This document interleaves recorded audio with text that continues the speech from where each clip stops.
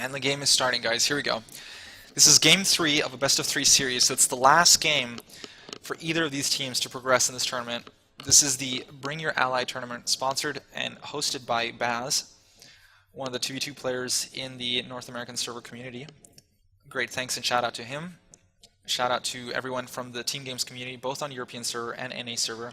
So let's get out this game going. So in the top right, we have this Terran Zerg team, Lillekanin in the green Terran, and Knight in the teal Zerg. And in the bottom left team, we have Skorpio, the red Terran, and VegetaBraHH as the blue Terran. This is going to be interesting here. The Zerg is the one who spawned in the back side of the base on this area here. So he's the one who's going to be vulnerable to the Reapers, and that's actually a little bit more to their advantage. The Zerg is a little bit more resilient in case the bottom team decides to go some Reapers in here and harass him. However, it's going to be harder for him to defend both his main and his possible naturals over here. If he makes lings for defense, he's going to have to like run back and forth, and he can't really creep through the main base of Lillekanin. We're having here a quick pause, please. Some lag here from the European teams. They're the ones who are not playing on their usual server, so I feel somewhat bad for them. That's how things go sometimes.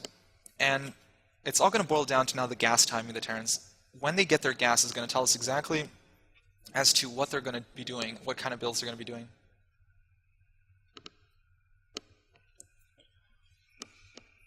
So far we've seen one of the Terrans go for 2 racks Reaper almost every game. And in the first game he did a standard 12-12. In the second game he went for a more unorthodox build that's only seen in 2v2, where you get a second gas very early and you go for the reactor. So two racks plus reactor. And it's sort of a counter, a blind counter to the possible Reaper play of his opponent. So let's see how this goes. I'm really curious to see. I'm definitely expecting that one of them to get a gas early. It could either be an 11 gas before barracks, or it could be an 11-11 right after 12-12 gas right after racks.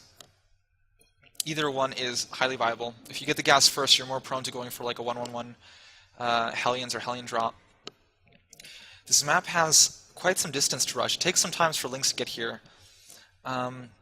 But at the same time, it's a very open area here, so you don't really want to fight the Zerg in the open areas. So it's going to be a lot more tactical about trying to keep the pressure in their base, either with Reapers or drops or something of that sort. We also see here that the barracks is going down first for both players, so both players opting to go for a 12 racks. This could be a sign of a lot of things, and the 12 gas follow-up on both sides, so this could be very interesting. They both could go 1 rack Reaper. One guy could go 1 rack Reaper, and the other guy could assist with a 2 rack Reaper and go heavy pressure. This is a very good map for Reapers because you can access the front, the back. You can seesaw them back and forth. Whereas Lillekanin is going that 11 gas, so he's going a standard play. He's gone in every single game. He's going that 1-1-1, a few Hellions, and transitioning to Cloak Banshee. The Cloak Banshee has proven to really stall a lot. Whereas we're seeing here that the red Terran is going for that 2 racks, so the 2 racks Reaper is going to be very strong, and the blue Terran as well. So this is going to be very big. If they do not make damage, if they don't do any damage whatsoever, it's going to be massive. They need to do damage now, because the transitions out of this are very poor in their favor unless they do damage. He's even cutting his orbital here. Both are going to be cutting the orbital. This is like standard 2 racks Reaper. And the Overlords, since it's such a long map, the Overlords aren't coming in here in time. And a Knight just going in the backside to see the timing of the expos isn't really going to be able to swoop in here into the main. So they're going to see this very, very late. And there's no real answer to this unless he gets some lings out and his own Hellions. So this is going to be big. We're already seeing here that he is getting his pool. He's not playing too greedy, mining that gas for some time. So it's not the kind of map where he can go, gasless for a long time and focus on that layer play. He needs to stall in the mid game, or in the early game, to be able to get to the mid game. We're seeing that second gas, so Lillekanin is going to go for that 1-1-1 into Cloak Banshee. But are they going to have enough here? These 2 Reapers, this could be either a sign. They could smell it. They could smell it's a 2 racks Reaper. They know now. There's a chance it's a 2 racks Reaper. It could also just be a 1 racks into transition, 1 racks into CC, 1 racks into a 1-1-1. So many options here, and the top team is playing blind. Bottom team doing a good job picking off the stray Zerglings. Every Zergling counts right now because the next wave of Reapers is coming in, and it's gonna be hard. they're going to have 6 Reapers total now for the next wave. And now they're going to poke through the front. If they also get like a queen pick or something like that, it's also going to be pretty huge. Because with less larva, it means after a while, less is going to come in. I don't know about this pause, please. This pause could be detrimental, because now the top team might be discussing about what's going on. They might be talking about, wait, it could be a lot of Reapers. They could be checking the minimap and seeing, oh, wait a second, I see something over here. I see more Reapers. I see something over here. More Reapers coming in. This is 2-Rex Reaper. And if they sort of sniff out that it's a double 2-Rex Reaper, it could be big. We're already seeing here the transition.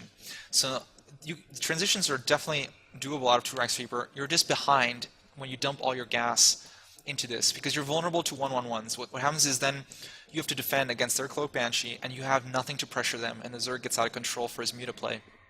So you need to do some damage. You need to make sure that both the Terran and the Zerg get hurt. The Terran gets hurt, his Expo is going to be even later, and his Harass is just going to be something to equalize, not so much to push ahead.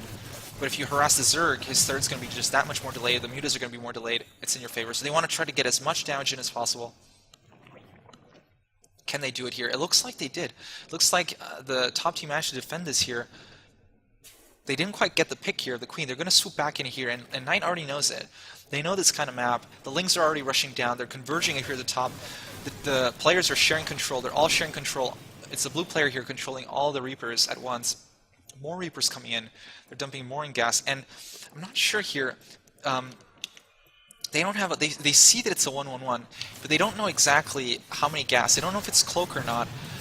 Just the same, he is getting his eBay down, and we're gonna have to see here some turrets. There's one turret over here, 2 turrets. Red is the more vulnerable player since he's the external one. He's the one who's gonna probably get hit first by the Banshee, so he has to get the turrets out first. But blue is just as vulnerable after a while. So they're just stalling. Good play by both players, both playing into the meta here. We're going to see here a transition here, and I'm seeing both of these guys going for bioplay. Now this is an interesting choice. This map actually plays late game. It's actually pretty interesting for some mech plays, PFs here in the central, and some good tank lines. But the map is just too big and widespread, and the double Terrans, they believe that by going double bio and mobility, they can seesaw even further. They're already seesawing a lot here with these Reapers. Can they seesaw even further with a double bio? They can go like a strong frontal, but they can also go back and forth, main and naturals. And the Spire coming down here, Mutas aren't going to be as effective if they're forced to defend all day long. But they're seeing now a good scout here. They see that there's 2 racks here from blue, and they also see a lot of Marines from red, so they might be assuming now that it's going to be a lot of bio.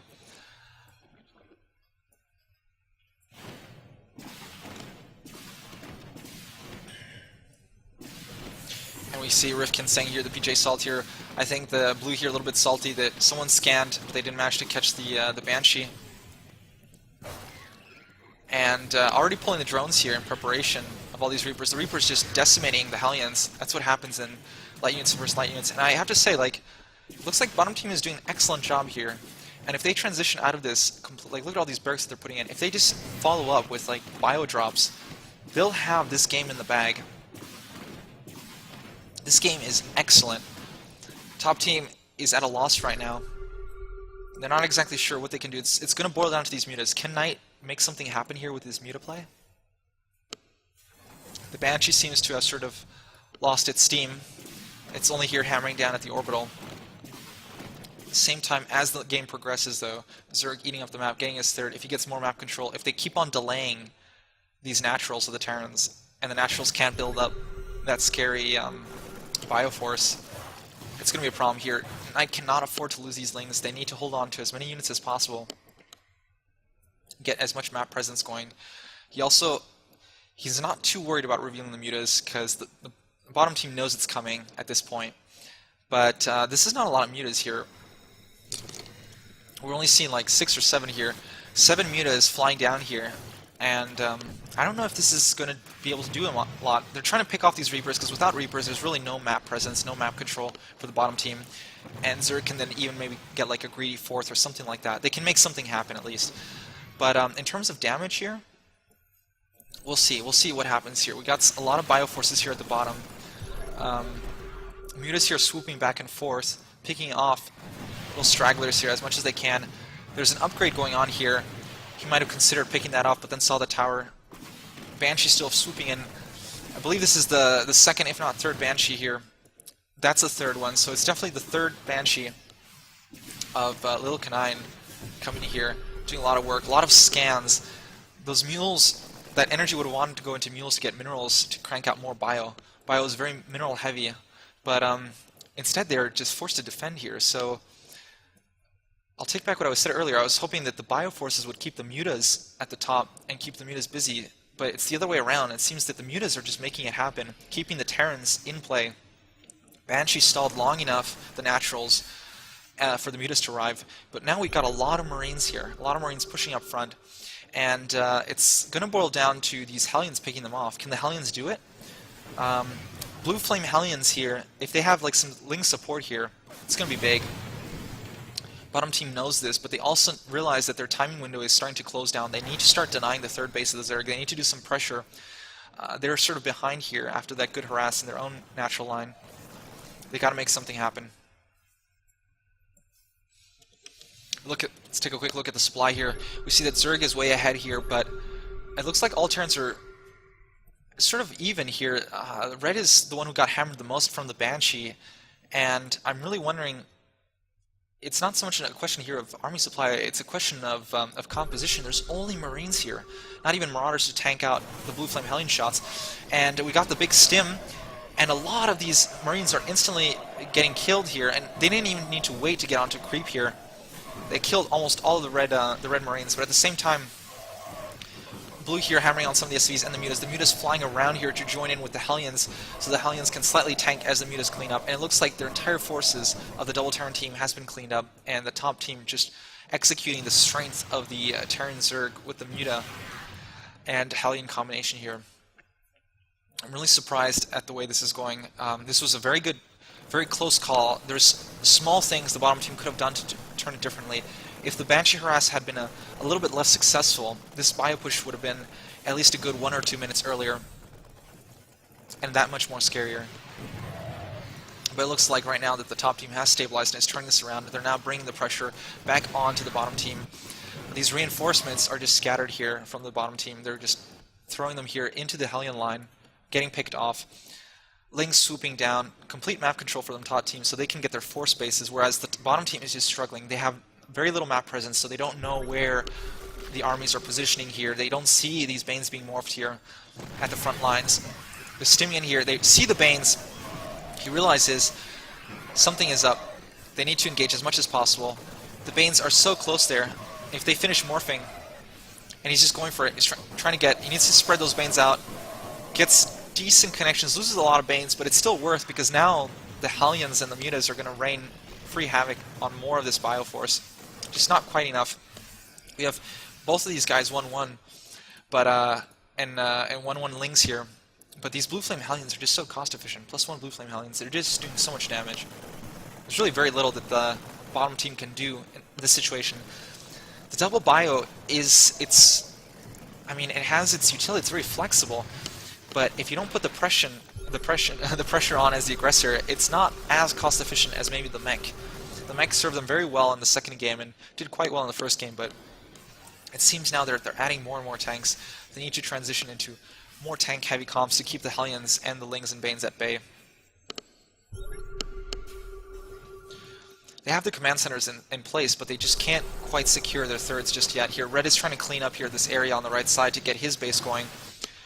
Always more map pressure here, and if we take a look, I'm pretty sure we're going to see tons of command centers. Yeah, look at this. We have 5 command centers going here for the for Lillekanin, and he's probably just going to go full-fledged mech force here. Look at this here. Look at this infrastructure. And the double armory just churning out the mech. Big engagement going on here. Lings and Banelings leading the charge. Hellbats just storming in there. Good splits, good backtracking, but not enough. They were just like too clumped up here. There's just too many units, not enough surface area. And the mutas now can come in here and pick off the last tanks. And it looks like this is just going to be a GG right here. VegetaBraHH, ROF1 calling out the Impossible Micro. Too bad, the Europeans struggling here with their micro. Too much lag. I feel sorry for them. And that's going to be the GG. GG, guys.